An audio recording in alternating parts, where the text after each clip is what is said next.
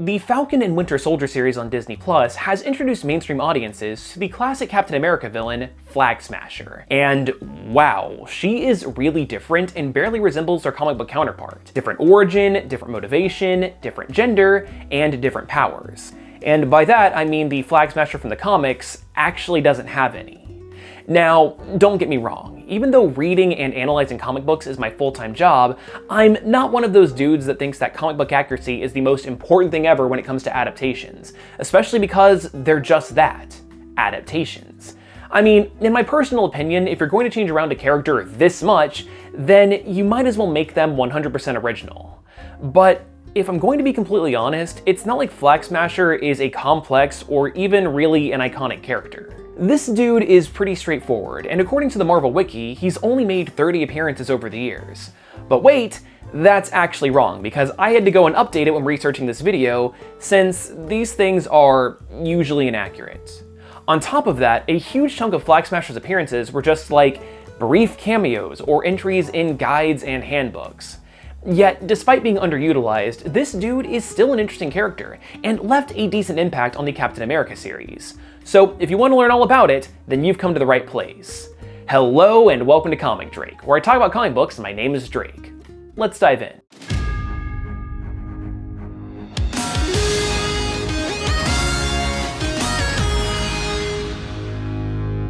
Flag Smasher made his first appearance in Captain America number 312 in 1985 and was created by Mark Gruenwald and Paul Neary.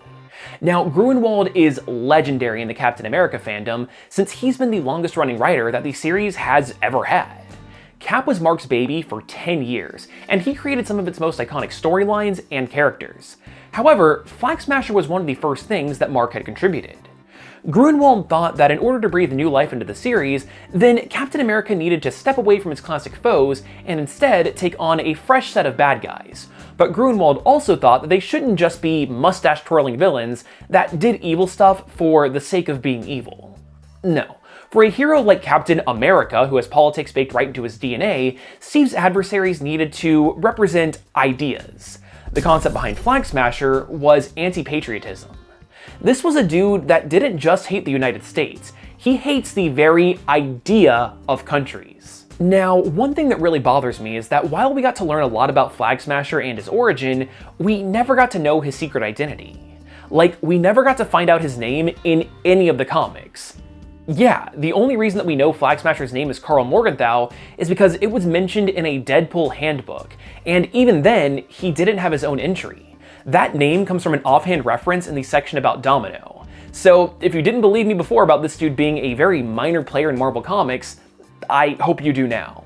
But okay, enough of my dumb, nerdy rambling. Let's talk about his in-universe history. Karli Morgenthau comes from old money, but you really wouldn't know it. Instead of living it up in the lap of luxury, his father instead had dreams of world peace and became an ambassador. Noble as that is, the family constantly had to move from country to country, always packing up and moving before Karl really had time to settle down. He tried his best to learn the culture and language of each temporary home, but no matter where he went, Karl still felt like a foreigner. The only consistency in his life was prejudice, always getting picked on by the native kids. While living in Tokyo, Karl took up karate and quickly earned his black belt, which put a stop to the bullying pretty quick. Yet, he still felt isolated, which was heartbreaking because Karl was instilled with his dad's strong values of uniting people across national boundaries. Following in his father's footsteps, Karl got a degree in political science and decided to become an ambassador himself. Yet, Karl's life would take a dramatic turn when his dad was trampled to death at the Latvian embassy, when a demonstration turned into a vicious riot. This act radicalized Karl in an instant, deciding that in order to achieve his father's dreams of peace, he would have to do things a little bit differently. Politics and bureaucracy were too slow to allow for meaningful change, and his dad's peaceful ways caused him to figuratively and literally be walked over. So by using his vast inheritance, Karl decided that he would fund a crusade to force peace on the world by speaking the universal language of violence. In that moment, he became Flag Smasher. Now, I know that that was all pretty serious and heavy, but I would like to point out that this dude's weapons of choice are a mace and flying skis. Having read every appearance of this character and cross-referencing with the official Marvel handbooks, there is no mention of Karl having any combat training outside of karate. Ah yes, the classic karate weapon, medieval mace. Now, I took karate myself for many years, and the weapons that I learned were stuff like nunchucks, or bow staff, maybe even sword on it. Oh, it looks like a flagpole. Okay, that makes sense. Anyway, Flag Smasher's first ever appearance featured him flying into frame, smashing flags, making it extremely clear what he's all about. Then he flew deeper into the city and destroyed a literal flag company. He's nothing but committed to the bit. With these grand statements under his belt, Karl decided to up his game by attacking Captain America during a press conference where he was announcing his new hotline, which aimed to directly help out the people of America. But Flag Smasher wasn't interested in hurting Steve. He just wanted to use the broadcast to get his anti-patriotic message out to the world, and to burn the flag behind Captain America because, of course. Flag Smasher was quickly defeated by Cap, but this wouldn't be the last that we saw of him. Clearly the solo act wasn't going to cut it, so Karl took it upon himself to form the terrorist organization Ultimatum. In typical Marvel fashion, it's an acronym, and it stands for Underground Liberated Totally Integrated Mobile Army to Unite Mankind. Sure. Okay. Now, unfortunately, Flag Smasher wasn't able to get a whole lot of people on board to join Ultimatum, so he had to fill the ranks out with mercenaries and out-of-work Hydra agents. Captain America was able to stop them, but in the process of storming the base, Steve accidentally shot and killed an agent of Ultimatum, which seriously messed with him. Now, as much as I would love to focus on that, Captain America's murder isn't too relevant to Flag Smasher, but maybe I'll cover it in a future video, so back on subject.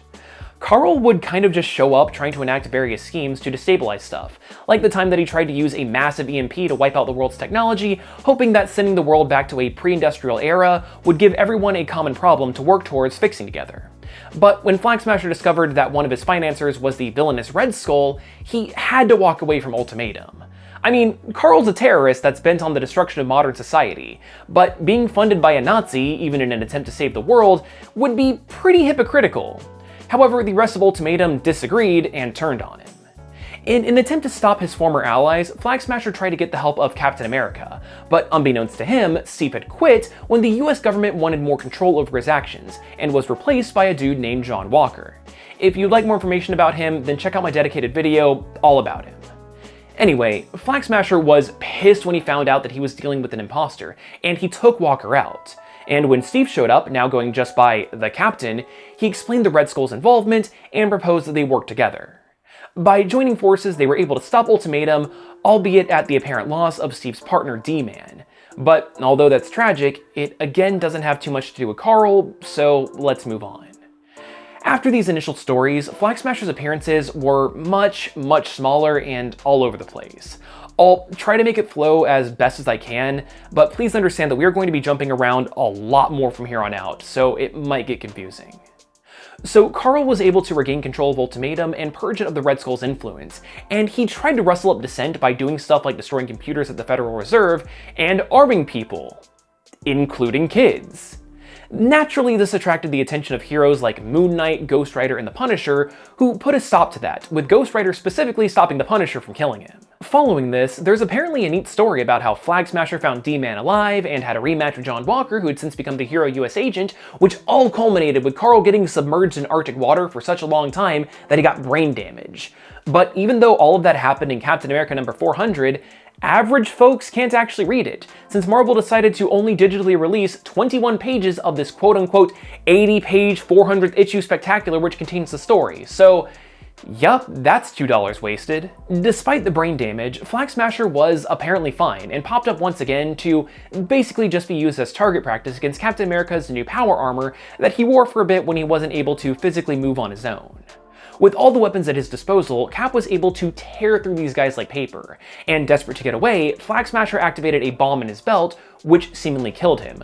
But once again, he was apparently okay, because he appeared shortly thereafter, dealing with members of Ultimatum who had turned on him again. This time, it's because a splinter group formed that wanted to destroy the European Union, but Flag Smasher, thinking that the EU was a step towards global unity, wasn't about that, leading him to team up with Spider-Man and Sandman to take them down. Yes, you heard me right, Sandman, as in the bad guy from Spider-Man 3. Around this time, he was actually a good guy and was a member of the Avengers for a bit. Neat. Anyway, with their powers combined and Flag Smasher's mace, the rotten apples were plucked, and by using this victory as a distraction, Karl tried to blow up Buckingham Palace, but was foiled by the heroes. Then he teamed up with the bad guy Purple Man, dedicated video right here, but when Karl didn't exactly go along with the plan, Purple Man used his hypnotic powers to have him jump off a cliff. But once again, Flag Smasher survived apparent death and came back to try and destroy the New York Stock Exchange in an attempt to cripple the American dollar and set the world closer to adopting a global currency. He was stopped by the X-Men, and in this issue we learned that he's racist against mutants. It never comes up again. And then, Flag Smasher gets a makeover. So yeah, he went from looking like Space Ghost to Boy Band Hulk. And remember how I mentioned that he was submerged in Arctic water and got brain damage during that storyline that Marvel refuses to digitally release? Yeah, even though he's appeared in other storylines and showed zero signs of it, Karl's brain damage apparently made him the perfect candidate to be experimented on by the Roxxon Oil Company, to put him under their control and give him super strength so that he could be used to stir up political unrest that Roxxon could exploit. Yay, capitalism. This didn't matter too much though, since he was defeated by Captain America, Roxxon was exposed, and without the constant injection of chemicals, Flag Smasher turned back to normal, setting up for his final storyline. So, Flag Smasher teamed up with the Sumerian sun god, because comics, and started working in unstable countries to try and cause anarchy. But he was tracked down by the British hero, Citizen V, who convinced Flag Smasher that his goals of abolishing countries couldn't be done by force, and definitely wouldn't happen in his lifetime. Instead, people needed to be convinced over the course of generations, subtly changing the world's view, and for that, he would need to abandon his principles and get a platform on the world stage. The man who hates the idea of countries would need to run his own country. Sure, okay. So with the help of Citizen V, Flag Smasher was instilled as the new ruler of the fictional country of Remikistan, and then he disappeared from comics altogether, only to come back to be assassinated by Domino. That unceremonious ending was the last that we saw of Flag Smasher. I mean, he showed up for an issue of Captain America when Sam Wilson took over, but that was just a hyper-realistic life model decoy. Having not read Mark Gruenwald's Captain America run until very recently, Flag Smasher was a villain that I had never heard of, but I think that he really worked in those original stories. It's a real shame that he suffered from the same fate as so many other characters, where Marvel doesn't know what to do with them so they just get shuffled around, which leads to a completely incoherent mess of a history. But upon reading over everything, I honestly think that Flag Smasher just kind of ran out of things to do as a character. This lofty goal of trying to destroy the very idea of countries kind of limits everything that you can do with him, and maybe it's because I'm not a writer, but I think that he had already kind of been stretched thin. Regardless, I think that being underwhelmingly killed off wasn't the best way to get rid of him. Oh well. At least the original storylines aren't going anywhere, which reminds me, if you want to learn more about Flag Smasher, then I just recommend reading Mark Gruenwald's series.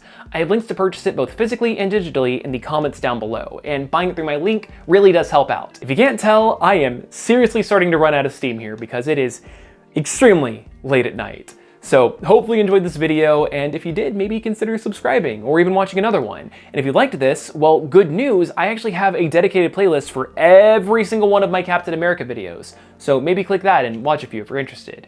But anyway, I hope you learned at least a little something new, and hopefully, I'll see you next time.